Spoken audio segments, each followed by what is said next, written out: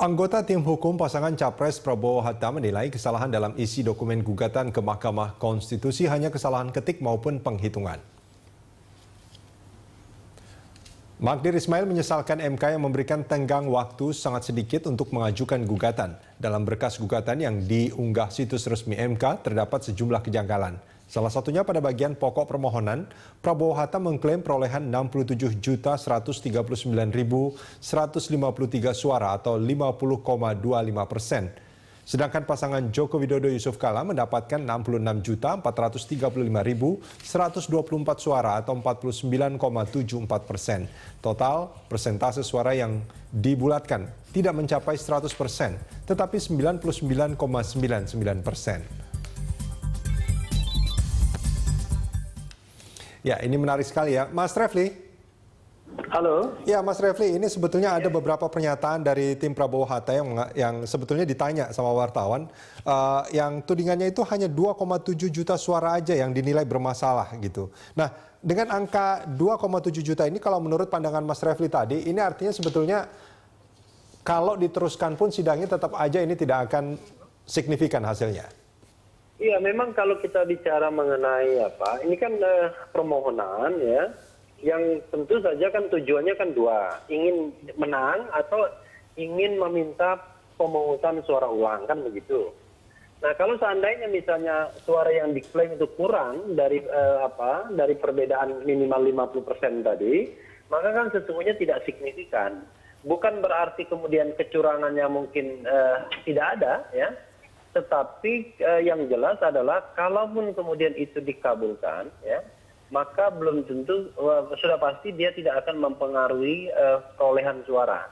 Nah, biasanya kalau di MK, kalau seandainya memang klaim kecurangan itu kemudian tidak signifikan mempengaruhi hasil, biasanya permohonan akan ditolak atau paling tidak dinyatakan tidak dapat diterima. Jadi dalil-dalilnya terbukti, tetapi kalaupun dikabulkan, maka kemudian itu tidak akan mengubah hasil secara keseluruhan.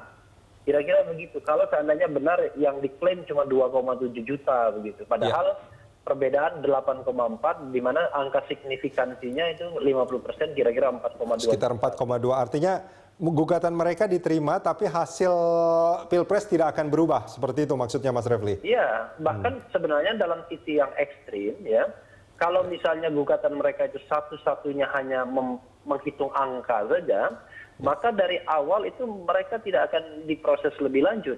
Ya, at the first place kita sudah tahu bahwa ini pasti tidak bisa diproses lebih lanjut, karena kalaupun dikabulkan maka tidak akan kemudian mengubah hasil pemilu. Tetapi kan kita tahu dalam permohonan Prabowo Hatta itu kan tidak hanya suara yang dipersoalkan, tetapi juga mempersoalkan electoral proses pemilu. Nah, proses pemilu ini biasanya ujungnya itu pemungutan suara ulang kalau seandainya dikabulkan. Dan biasanya kalau misalnya kita bicara mengenai electoral proses, itu tidak dihitung jumlahnya berapa, tapi yang penting itu mantra masif, terstruktur dan sistematik itu harus benar-benar ada. Nah, cuma persoalannya kalau kita bicara kecurangan itu bersifat masif, terstruktur dan sistematis, saya malah kok mikir begini, ini kan merendahkan Prabowo Hatta kalau terjadi kecurangan begitu. Itu mengasumsikan begini, Jokowi JK itu punya segala resources ya untuk melakukan kecurangan, mungkin dia punya financial resources yang banyak, menguasai jaringan birokrasi, menguasai TNI Polri, sehingga dia mampu melakukan kecurangan yang sifatnya masif, terstruktur dan sistematis.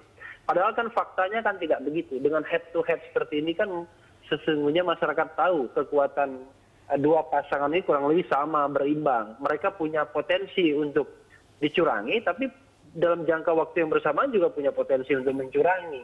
Nah, di MK biasanya kalau kondisi seperti itu biasanya tidak dianggap sebagai masif, terstruktur dan sistematis. Bisa masif dan terstruktur dan sistematis itu misalnya dalam konteks pemilu kada, ada incumbent yang kemudian menjadi calon, karena incumbent ini menguasai semua jaringan, termasuk jaringan birokrasi misalnya, sering sekali kemudian jaringan itu digunakan untuk memenangkan incumbent. Nah, kalau seandainya sudah dianggap keterlaluan, biasanya akan dikatakan ini sudah terlalu masif, terstruktur dan sistematis, sehingga pemilu kada harus diulang. Sebagai contoh yang paling klasik adalah ketika pemilu kada Jawa Timur tahun 2008, di mana MK memerintahkan pemungutan suara ulang di 3 tempat, di Madura kan begitu. Ya. Nah, jadi bisa saja ada beberapa tempat yang kemudian dianggap terjadi kecurangan yang masif terstruktur dan sistematis, tapi sepanjang yang saya ikuti dalam proses pemilu Pilpres ini, rasanya laporan-laporan tentang suatu daerah yang ada kecurangan yang masif terstruktur dan sistematis itu tidak terlalu menonjol. Bahkan dalam konteks Sampang misalnya, justru terbalik kan posisinya. Justru yang mendapatkan 0 suara itu pasangan Jokowi JK.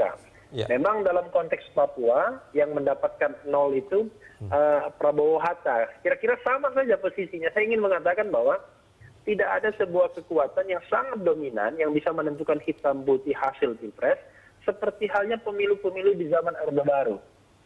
Nah, ini yang menurut saya yang kemudian jadi agak berat bagi Prabowo Hatta untuk mengklaim bahwa telah terjadi kecurangan yang masif, terstruktur dan sistematis. Ya, artinya ya Mas Refli, artinya kalau boleh saya simpulkan, kalaupun ini masalah elektoral prosesnya, artinya proses pemilunya yang bermasalah, ada kecurangan secara sistematis, terstruktur dan segala macam ini, belum tentu juga ini akan diulang di banyak tempat. Artinya hanya di beberapa tempat yang mungkin saja ada buktinya seperti itu.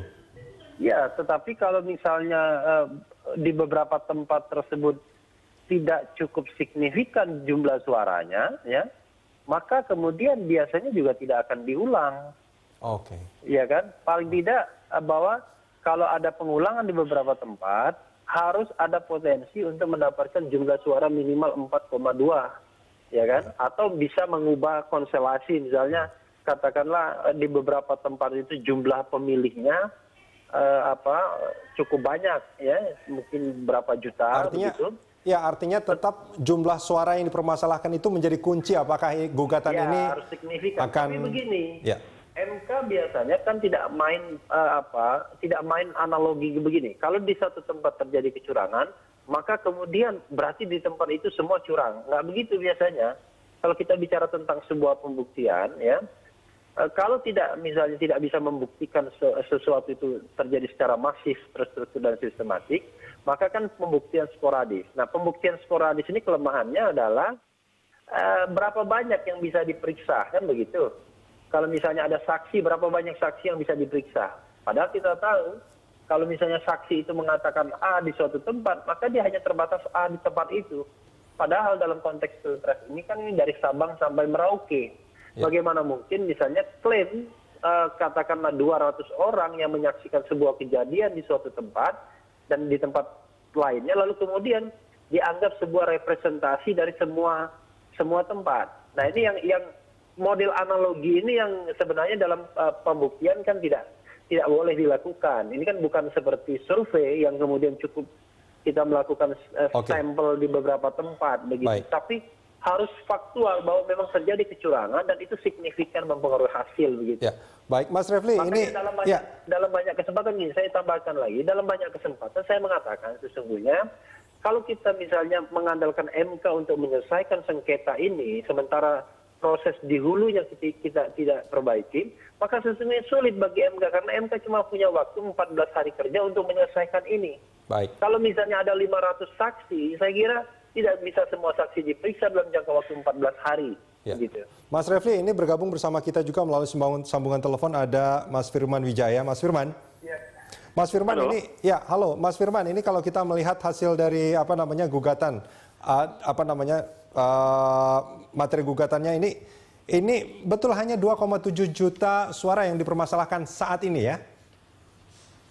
Ya, halo. Ya, jadi begini ya, saya perlu jelaskan bahwa kita itu mengajukan pembuktian menyangkut permasalahan di 52.000 TPS di Indonesia. Nah, itu tingkat penyimpangan dananya juga bervariasi. Maka itu kami memang menggunakan ada beberapa metode pembuktian di sini. Sebenarnya kalau awalnya itu hanya menyangkut selisih perhitungan suara yang menyangkut selisih yang menentukan signifikansi terpilihnya calon, tapi itu tidak satu-satunya juga yang kami handalkan. Apalagi Mas? Karena apalagi penyimpangan dalam tahapan pemilu itu bisa bersifat. Halo Mas Firman. Halo. Ya, selain masalah selisih suara, apalagi Mas yang dipermasalahkan? Ya, tentu penyimpangan yang bersifat terstruktur, sistematis dan masif.